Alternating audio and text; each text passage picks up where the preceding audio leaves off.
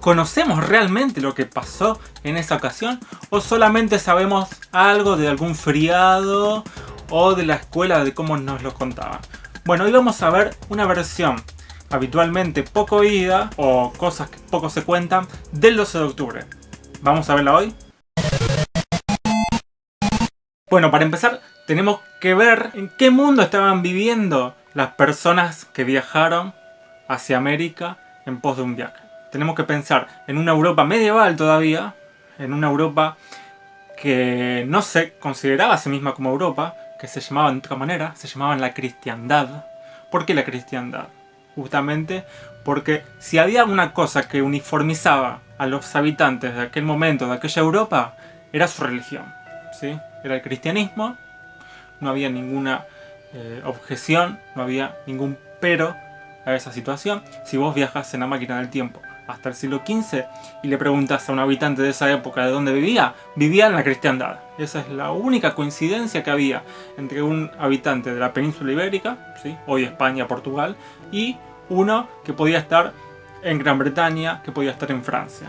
¿Sí? Te iba a decir que era de la cristiandad. Una de las grandes excepciones a eso se vivía en la península ibérica, porque desde hacía 8 siglos que los musulmanes estaban ocupando gran parte de ese territorio, ¿sí? Y los cristianos fueron tomando de a poco esos espacios ocupados por los musulmanes. Por un lado, el reino de Portugal, y por otro lado, el reino de Castilla y el reino de Aragón, que eran los tres principales de aquel momento. Finalmente, en el siglo XV, justamente en 1492, la corona de Castilla finaliza la conquista del sur de esa península ibérica, la ciudad de Granada. Ahí finalizaba la etapa musulmana en España, por lo menos de dominio musulmán, y se iniciaba el total dominio cristiano de la zona. Ahora, ¿qué pasaba a nivel global en esa etapa? Bueno, era una época en la que resurgía mucho el comercio, ¿sí? Especialmente en el mar Mediterráneo, sur de Europa, norte de África, y fue una época en la que, por ejemplo, los comerciantes genoveses de Génova, una ciudad de Italia, habían conseguido muchos contactos, ¿sí? Que los puso en una situación muy ventajosa, ¿sí? Uno de esos genoveses era Cristóbal Colón, que vivía justamente para esa época. Muchas de esas rutas comerciales tenían el objetivo de llegar al oriente, ¿sí? Por ejemplo, a lo que hoy es China. ¿Para qué? Para conseguir determinados productos que eran considerados suntuarios. ¿Qué quiere decir suntuarios?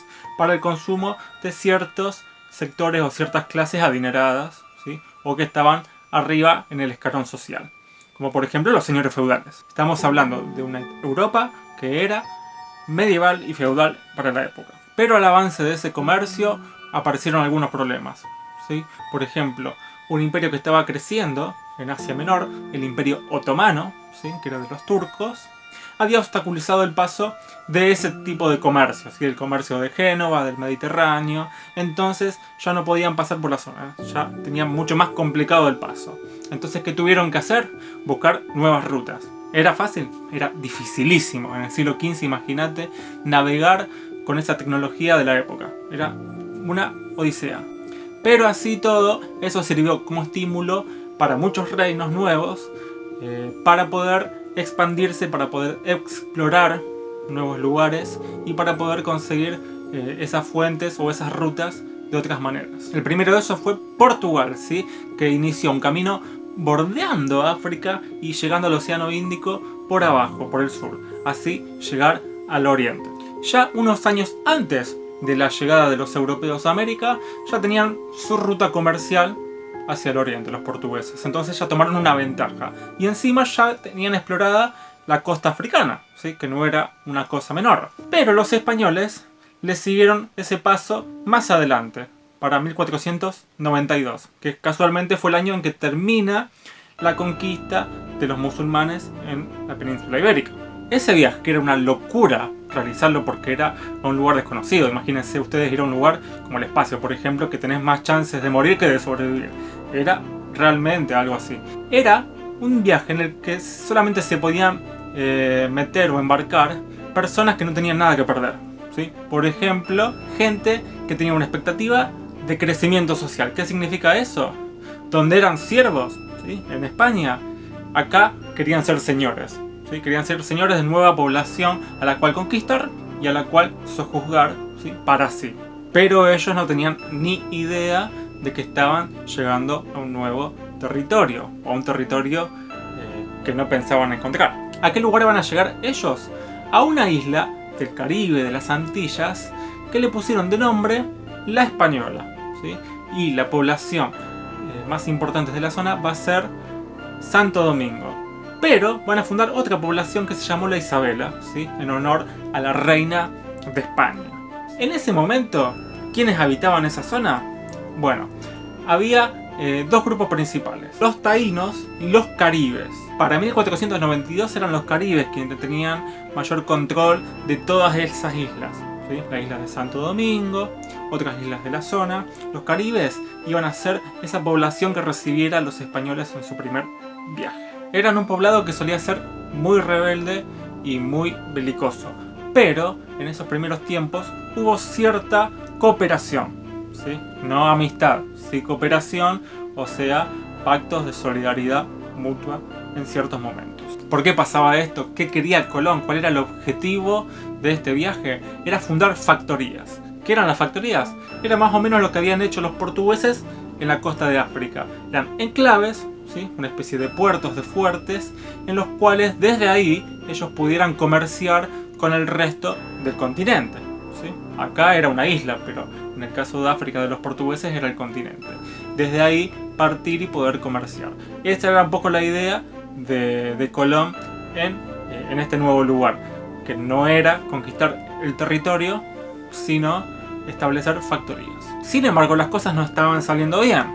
Se estaban quedando sin provisiones, se estaban quedando sin medicinas, estaban perdiendo muchos hombres y la situación se le ponía cada vez más difícil a Cristóbal Colón y a sus hermanos, Diego y Bartolomé, que en un momento coordinaron la zona, ¿sí? Mientras Colón fue a buscar refuerzos a España y fue a realizar después un segundo viaje y después un tercero. Pero para ese momento los hermanos Diego y Bartolomé habían tomado ese control. Pero la población española que se había establecido allí se amotinó. Se amotinó por la situación en la que vivían y se amotinó porque estaban deseosos de otro sistema. No el sistema de factorías, sino poder esclavizar a los indígenas de la zona, ¿sí? Ahí se rompió el pacto con los caribes y con los pobladores americanos, ¿sí? Ya no hay cooperación.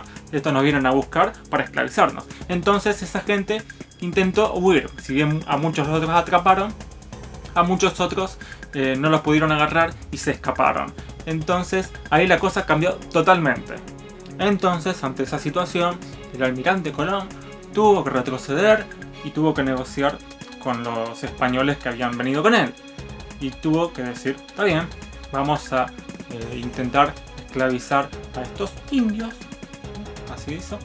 Y accedió.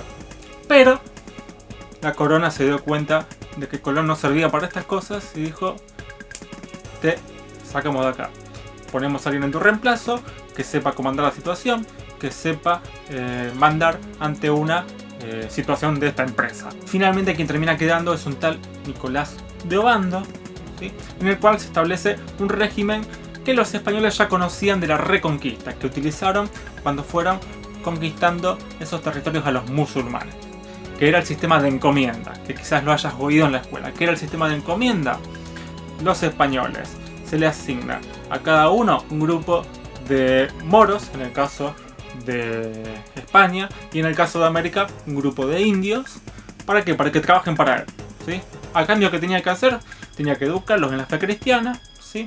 Y tenía que convertirlos en súbditos de la corona. En esa situación los indígenas eran sobreexplotados, trabajaban 14 horas por día, era una locura, ¿sí? Era una locura, con lo cual era muy lógico que mucha de esa población disminuyera rápidamente, ¿sí? La población indígena empezó a caer y tuvieron que ir a buscar indígenas de otras islas, ¿sí? Pero así todo no pudieron solucionar el problema demográfico. A todo esto habían encontrado mucho oro en la región y por eso se abocaron a trabajar en eso.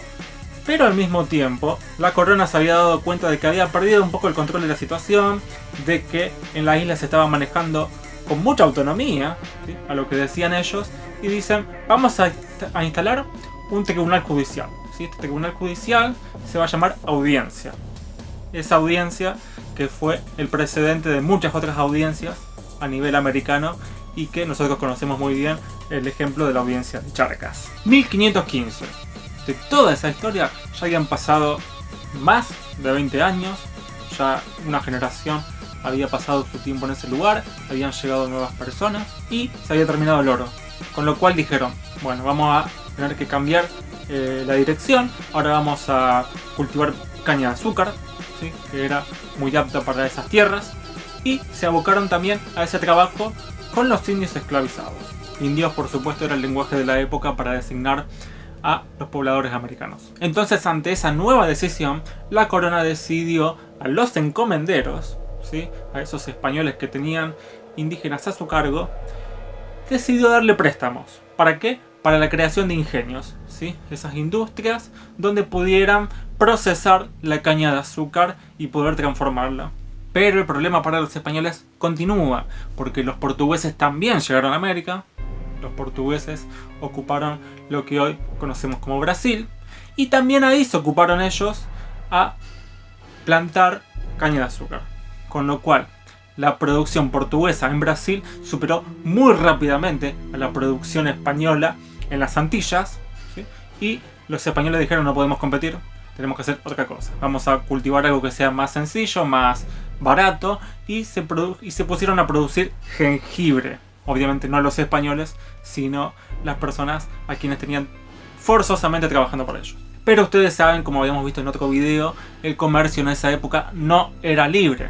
La corona era muy recelosa de que solamente comerciasen con la península, ¿sí? Con la corona española. ¿Y eso qué provocaba? Que a los pobladores españoles de las islas no les conveniera. ¿Por qué? Porque el producto se encarecía, ¿sí? Tenía que comerciar solamente con ellos, el precio que ellos designan. Además, después el costo del transporte. Tienen que llegar hasta la isla, y peor todavía para los que vivían en las zonas alejadas de las ciudades fundadas por los españoles, porque ahí el costo del flete, del transporte, se encarecía todavía más. Entonces los franceses se aprovecharon de eso y empezaron a comerciar productos de contrabando, lejos de la mirada de la corona española. Esos pobladores españoles, a escondidas, iban a comerciar con barcos que arribaban lejos de la ciudad. La corona se dio cuenta de esto, no lo podía controlar, pero tenía que buscar alguna solución. ¿Qué hizo? Sacó a los pobladores rurales más alejados de la ciudad, los trajo cerquita de la ciudad. ¿Para qué? Para tenerlos más cerca, más a la vista. Y quedó una parte de esa isla, la que se llamaba La Española, completamente despoblada. ¿Qué pasó entonces? Entonces le salió el tiro por la culata, porque esa región que había quedado completamente despoblada fue ocupada por ¿quiénes? Adivina, te doy una pista para que deduzcas. La parte que terminó ocupando España hoy se llama República Dominicana y es un país. La otra parte de la isla hoy se llama Haití, y hoy hablan en francés en Haití. Entonces, ¿quiénes las ocuparon? ¿Quiénes practicaban el contrabando? Los franceses. Entonces, ¿quiénes ocuparon la región? Sí, acertaste. Y vamos a deducir de nuevo. Hoy en día la mayor parte de Haití es población de ascendencia afro. Los franceses no iban a trabajar esas tierras, obviamente. ¿A quiénes iban a esclavizar para poder llevarse la riqueza de Haití? Sí, acertaste. Ahora vos fíjate que recién estábamos hablando de 1515. Faltaba mucho todavía para que llegara Hernán Cortés a México. Faltaba mucho para que llegara Pizarro a lo que fue el Imperio Inca. Entonces, ¿qué pasó en el medio? Es muy interesante entender cómo se fue dando todo. Si te gusta que te contemos eso en otro video, vamos a hacerlo. Por eso la historia sirve en estos casos, como el 12 de octubre, para pensar lo que somos hoy, ¿sí? Nosotros somos el producto de todas esas sociedades. Podemos ser descendientes de indígenas, descendientes de europeos, descendientes de africanos. Podemos ser un poco de todo. Lo importante es saber que hoy somos una sociedad distinta a la de esa época, pero también tenemos que saber un poco quiénes son nuestros raíces, ¿sí? De dónde vienen esos ancestros. Ojalá te haya gustado el video, ponle me gusta si te gustó, suscríbete si querés seguir viendo más videos, dale. Un besote en la frente, abrazo grande y seguimos en contacto.